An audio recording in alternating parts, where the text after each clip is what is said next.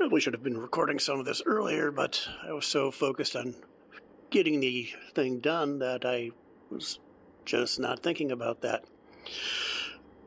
So my drivetrain went out on it, and I got some replacement parts.